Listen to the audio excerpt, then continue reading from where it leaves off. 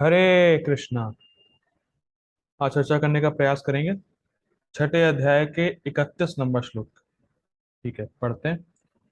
सर्वभूत स्थितं यो माम भजते एकम एकत्वमास्थिताः सर्वथा वर्तमानोऽपि सा योगी मयि वर्तते।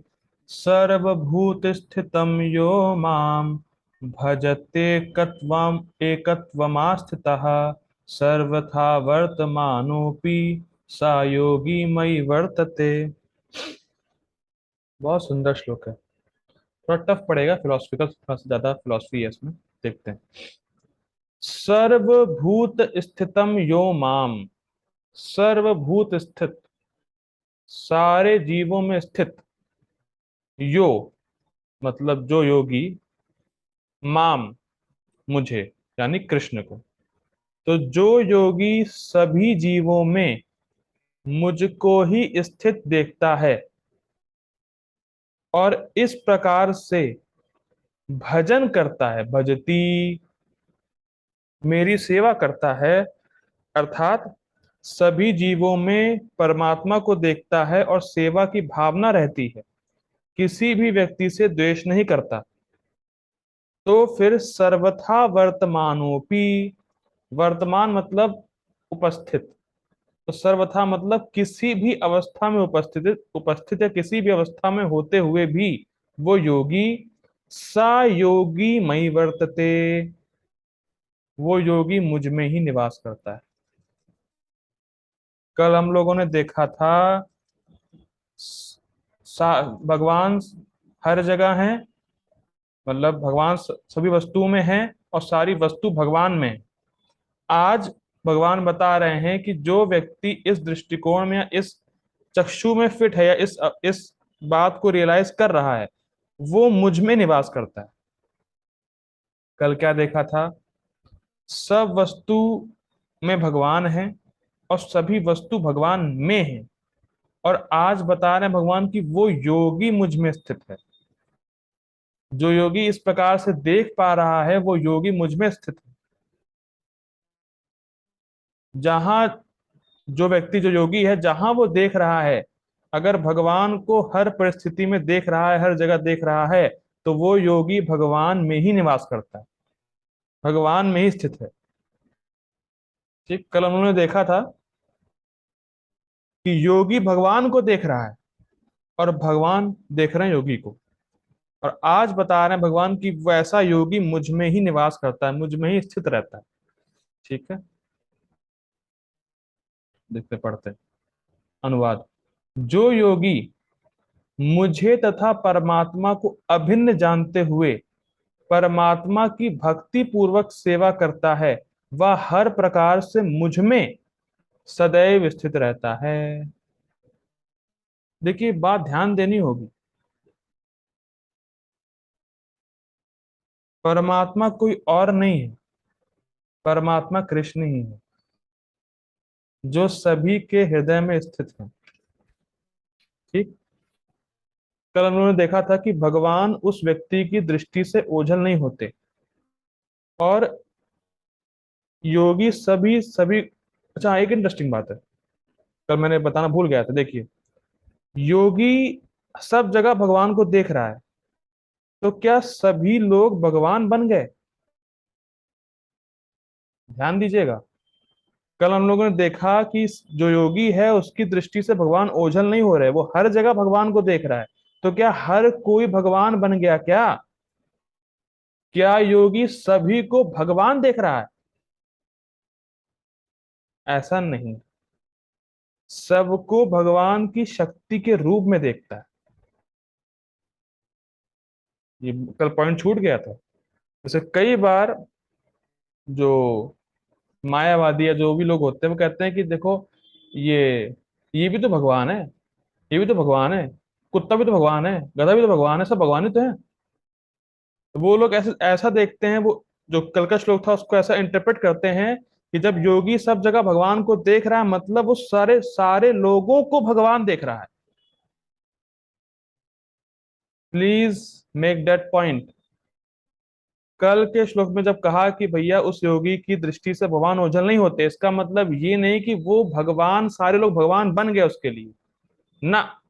वो सारे लोगों को भगवान की शक्ति के रूप में देखता है और सभी जीवों को भगवान के प्रिय के रूप में देखता है। जैसे उदाहरण के तौर पे मान लीजिए आपका कोई भाई है, तो आपका भाई भले ही कितना दुष्ट हो, कितना ही गंदे काम करता हो, भले ही बहुत बुरी आदतों से लिप्त हो, लेकिन फिर भी कुछ ममता रहती है कि अरे यार ये मेरा भाई है, ये मेरे ही पिता का बेटा है। बात समझ में आ रही है? आपका कोई भाई या बहन मान लीजिए बुरी आदतों में लग गया है, कितना ही बुरा काम कर रहा है, लेकिन कहीं ना कहीं ममता तो है ना कि भाई ये मेरे पापा का ही बेटा है, ये मेरा भाई है, बहन है। उसी प्रकार से जब व्यक्ति को ये दिख गया कि ये सारे लोग भगवान की शक्ति हैं और मैं भी भगवान की शक्ति हूं, तो वो देखता है कि ये जीव भगवान को उतना ही प्रिय है जितना मैं हूं। तो वो किसी से द्वेष नहीं रखता। और प्रभुपाद जी इसी बात को कहते हैं कि इसी प्रकार से यूनिवर्सल ब्रदरहुड या यूनिवर्सल पीस आ सकता है कि जब व्यक्ति सभी को कृष्ण के अंश के रूप में देखे। सबका एक ही कॉमन पिता है और वो है कृष्ण। ठीक, ये बड़ा इंटरेस्टिंग बात है। ठीक है, गीता भूषण टीका, सुंदर टीका है। यह योगी मेरी अचिंत शक्ति का अनुभव करके मुझ मुझे अत्यंत प्रिय हो जाता है। कौन सी अचिंत शक्ति, और अचिंत क्यों कह रहे हैं? देखिए, उदाहरण पे समझिए भाई, जैसे मान लीजिए मैं अभी जूम पे लेक्चर दे रहा हूँ, तो क्या इसी समय इस पर्टिकुलर टाइम पे मैं कहीं और लेक्चर दे रहा हूँ? नहीं दे सकता। ठीक। और मान लीजिए, कदाचित मान लीजिए मैं जूम पे भी लेक्चर दे रहा हूँ और आपके घर पहुंच जाऊं, जो भी सुन रहे हैं उनके मैं घर पहुंच जाऊं, उनके बगल में बैठ के लेक्चर दूं, तो आपको आश्चर्य नहीं होगा? अरे, मतलब आपके मन को समझ ही नहीं आएगा ये कैसे हो गया।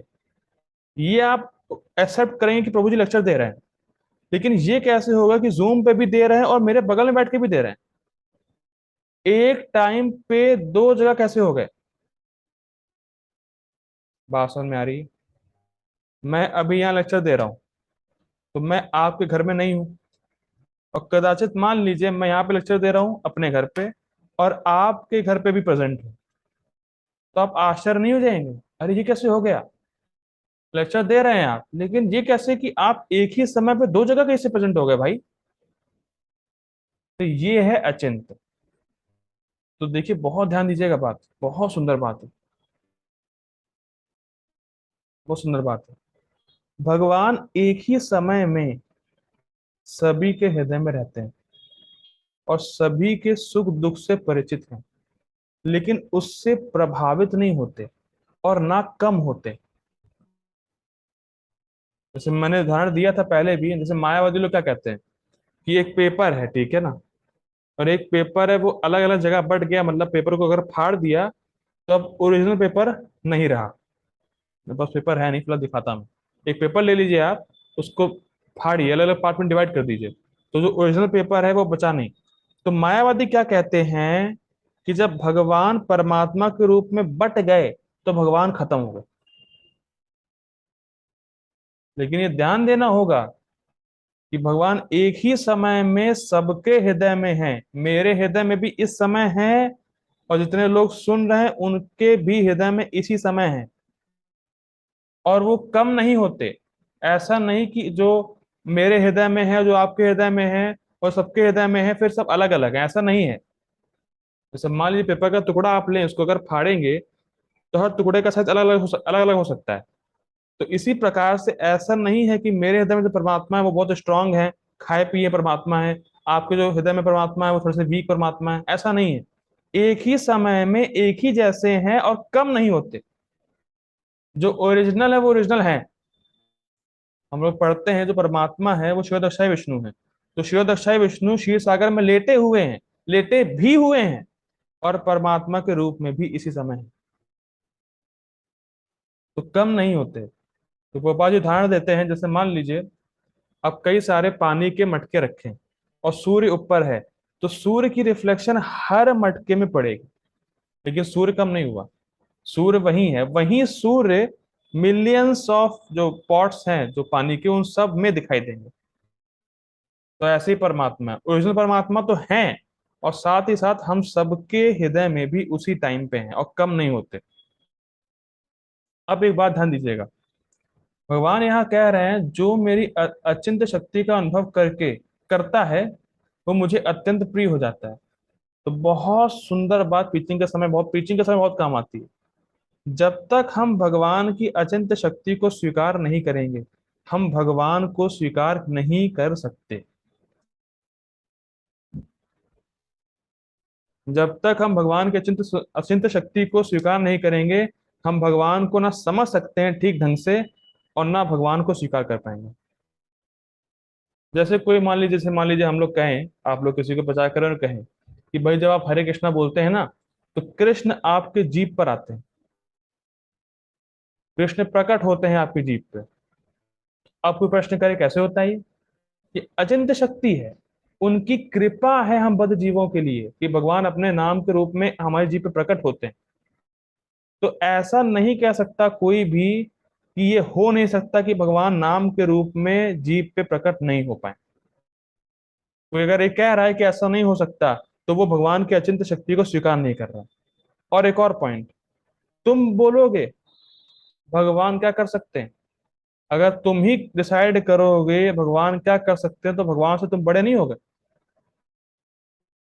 समझ रहे हैं आर्गुमेंट?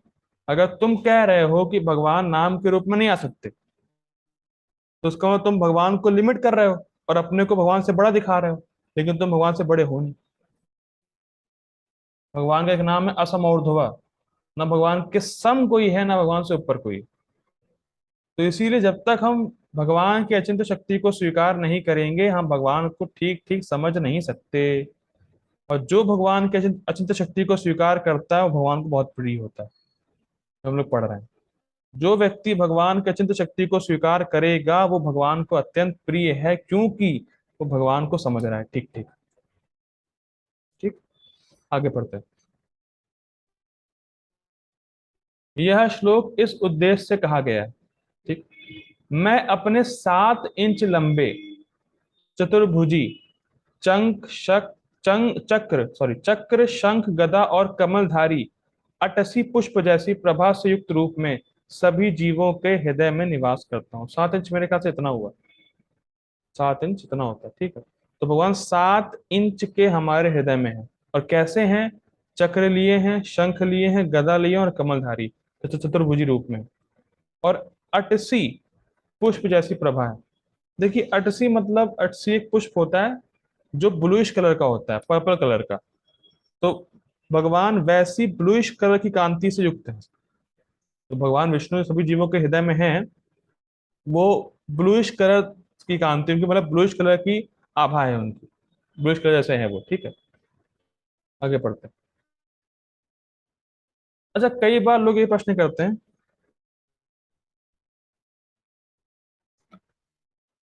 कई बार लोग ये प्रश्न करेंगे, अच्छा ये कैसे हो सकता है फिर?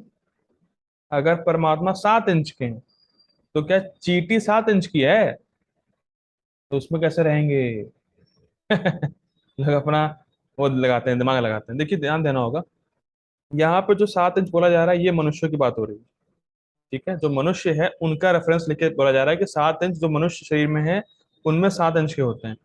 और हर जो शरीर है उसके हिसाब से अलग अलग साइज के रहते हैं, साइज के रहते हैं, लेकिन वो है एक ही। जैसे मान लीजिए हमारा 7 इंच इतना होता है, चींटी का 7 इंच होगा, होगा कितना भी। ठीक है। जैसे कभी कभी ऐसा ऐसा बोलते हैं, देखिए जैसे उदाहरण देते हैं, उसको न्याय बोलते हैं।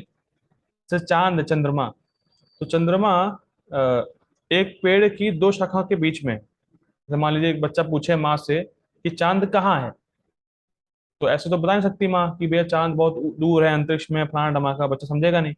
तो बच्चे को समझाने के लिए कहती है कि भैया देखो, इस पेड़ की शाखाओं के बीच में चांद है। तो देखता है शाखा को, तो समझता है कि हाँ चांद यहाँ पर है। तो अब दोनों ही बातें सही हैं, वो शाखाओं के बीच में भी है और दूर भी है। तो उसी प्रकार से भगवान, यहाँ पे जो बात की जा रही है वो मनुष्य शरीर की बात की जा रही है कि भगवान मनुष्य शरीर में 7 इंच लंबे रहते हैं, और बाकी अलग अलग योनियों में अलग अलग प्रकार से रहते होंगे। ठीक है, लेकिन परमात्मा एक ही है, ये बात ध्यान देनी होगी। ठीक। वह योगी जो सभी वह योगी जो सभी के हृदय में स्थित मेरे स्वरूप का ध्यान करता है और यह समझता है कि मेरे वे बहुत सारे रूप मेरी अचिंत्य शक्ति से एक ही हैं, तो ऐसा योगी मुझ में ही निवास करता है, चाहे वह आपातकाल में अपने नियत कर्म करे या ना करे। सर्वथा वर्तमान। हाँ, ये बहुत टफ लाइन है, देखिए समझिए इसको। धर्म का उद्देश्य क्या है? धर्म का उद्देश्य है, जो भी हम लोग धर्म कर रहे हैं उसका उद्देश्य ये है कि हमारा हृदय शुद्ध हो जाए। ठीक, ये स्पष्ट है। अब जिस योगी के बारे में यहाँ बात हो रही है, उस योगी का हृदय पूरी तरीके से शुद्ध हो गया है, और इस शुद्धिकरण के द्वारा ही वो तत्वदर्शी हो गया है। वो सत्य को देख पा रहा है। और सत्य क्या है? कि भगवान सभी के हृदय में परमात्मा के रूप में हैं, और सब जगह अलग अलग दिख रहे हैं, लेकिन परमात्मा एक रूप में ही है, और एक ही व्यक्ति। मैं फिर रिपीट कर रहा हूं। जब हृदय शुद्ध हो गया तो क्या दर्शन कर रहा है? कि सभी जीवों के हृदय में परमात्मा है। अलग अलग प्रतीत हो सकते हैं, लेकिन है एक ही व्यक्ति और एक ही है। ठीक, ये हो गया पहला पॉइंट।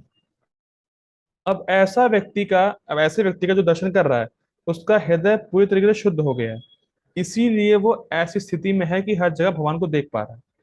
उस अवस्था में जब वो सभी के हृदय परमात्मा को देख रहा है, अब इस अवस्था में उसको अगर मान लीजिए वो कदाचित कोई धर्म ना भी करे, कोई धर्म का पालन ना भी करे, तो उसमें कोई दोष नहीं। भाषण में आई। जब वो सभी के हृदय परमात्मा को देख रहा है, तो उस अवस्था में जब उसका हृदय शुद्ध है, अगर उस अवस्था में वो कोई धर्म का पालन ना भी करे, तो उसमें कोई दोष नहीं। और हम लोगों ने पहले पढ़ा था, तीसरे अध्याय में पढ़ा था कि जो व्यक्ति आत्मरति, आत्मा के सुख में रमण कर रहा है, उसके लिए कोई कर्तव्य नहीं है। ये तीसरे अध्याय की बात है। उसी प्रकार से जो व्यक्ति हर जगह परमात्मा को देख रहा है, अगर वो कोई धर्म ना करे, तो उसके लिए कोई कठिनाई नहीं, क्योंकि उसका हृदय ऑलरेडी शुद्ध है। हम धर्म क्यों कर रहे हैं? हृदय शुद्ध हो जाए। और जब हमारा हृदय ऑलरेडी शुद्ध हो चुका है, तो धर्म ना भी करें तो भी कोई बात नहीं। ठीक है, इसको एक अलग समझते हैं एंगल से, देखिए। जिसका मन भगवान में ही लगा हुआ है, अब उसके लिए धर्म और अधर्म की बात ही नहीं रह जाती, क्योंकि सर्वश्रेष्ठ धर्म क्या है? हमेशा भगवान का स्मरण होता रहे। तो जो भगवान को हर जगह देख ही रहा है, स्मरण की बात ही नहीं, जो भगवान को ही देख रहा है हर जगह, तो वो धर्म ना करते हुए भी भगवान में निवास करता है। बात समझ में आई? टॉप मोस्ट धर्म क्या है?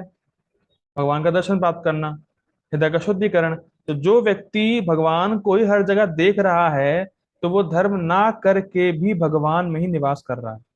भगवान में ही है, मतलब भगवान को ही हर जगह देख रहा है। ठीक है। और उसके लिए कोई नियत कर्म रह नहीं गए, उसके लिए कोई कर्तव्य नहीं रह गया। आगे पढ़ते हैं। इसका अर्थ है कि मेरी अचिंत्य शक्तित्व के धर्म की महिमा के अनुभव के द्वारा ऐसे योगी का काम चार दोष निदग्ध हो गया होता है, और इस कारण से वह सामीप्य रूप मुक्ति लाभ करता है, वह संसार का अनुभव नहीं करता है। थोड़ा देखिए, टीका थोड़ी लंबी है और कठिन कठिन शब्द आएंगे, देखिए। सिंपल मतलब है। क्या मतलब है यहाँ पे? इस लाइन का मतलब क्या है? कि देखिए, फर्स्ट एंड फोरमोस्ट थिंग, भगवान के पास अचिंत्य शक्ति है, कोई डाउट नहीं है इसमें, जिसकी हम कल्पना भी नहीं कर सकते। तो स्पष्ट है ना, क्योंकि अचिंत्य है, कल्पना से परे है हमारे। और उसका प्रभाव क्या देखा अभी हम लोगों ने? कि भगवान एक होते हुए भी सभी जीवों के हृदय में वास कर रहे हैं। अब उससे होता क्या है? ये दर्शन जब प्राप्त हो गया, उससे क्या होगा उसको? तो जब व्यक्ति इसका अनुभव करेगा तो उसका कामाचार दोष समाप्त हो जाएगा। अभी कामाचार दोष क्या है भाई? मतलब किसी भी वस्तु को देखना कि ये मेरे भोग के लिए है, ये दोष समाप्त हो जाएगा। भाई जब हर जगह भगवान को देख रहा है तो भोग बुद्धि कैसे आएगी? और हम लोगों ने कल देखा था भोग बुद्धि तब आएगी जब हम इस वस्तु को भगवान के संबंध में नहीं देखेंगे। किसी को कल का लेक्चर याद है थोड़ा बहुत तो? भोग की बुद्धि तभी आती है कि ये वस्तु कृष्ण से संबंधित नहीं है, ये मेरे भोग के लिए है। लेकिन जब वो हर वस्तु में कृष्ण को देख रहा है तो भोग बुद्धि कैसे आने का संभावना ही नहीं। उसका जो कामाचार दोष है, काम के आचरण से उत्पन्न दोष, वो समाप्त हो जाएगा। ठीक। योगी हर वस्तु को भगवान में देख रहा है तो भोग बुद्धि नहीं होगी। और जब भोग बुद्धि होती है तब हमें संसार का अनुभव होता है। भाई इस जगत का निर्माण क्यों किया गया है? हमारे भोग के लिए, स्पष्ट। और जब भोग की भावना ही समाप्त है तो हम इस संसार में रहते हुए भी संसार के हैं नहीं। We are in this world but not of this world. ठीक। आज हमारे बीच अमन प्रभु जी आए हुए हैं। हरि बोल। हरे कृष्ण। ठीक है, देखिए आगे बढ़ते हैं। यह श्रुति वचन है कि भगवान के पास अचिंत्य शक्तियां होती हैं। भैया प्रमाण है इसका। देखिए बहुत से लोग कहते हैं कि सिर्फ कृष्ण को पुराणों में बताया गया है, वेदों में कृष्ण का वर्णन है ही नहीं। लेकिन यहाँ स्पष्ट बता रहे हैं, गोपाल तापनी उपनिषद में कृष्ण का वर्णन है और उनके अचिंत्य शक्तियों के साथ वर्णन है। क्या है देखिए वर्ष। एकोपि सन बहुधा योब भाति।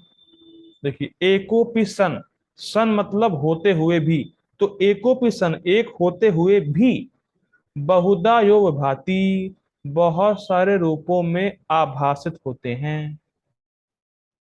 ठीक।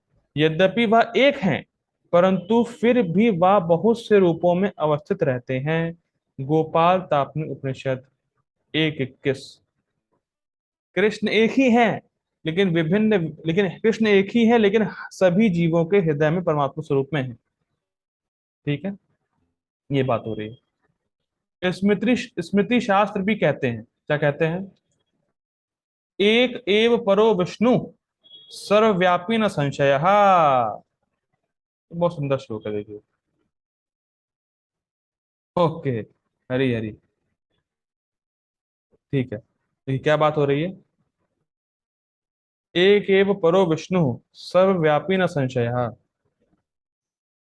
एक एव परो विष्णु, एव मतलब निश्चित ही, विष्णु एक ही विष्णु है, परो जो कि प्रकृति से परे हैं, सर्वव्यापी न संशय, वो एक होते हुए भी सर्वव्यापी है ना संशय। और किसी को भी परमात्मा मत स्वीकार करो विष्णु के अलावा। ये बहुत जबरदस्त बात है।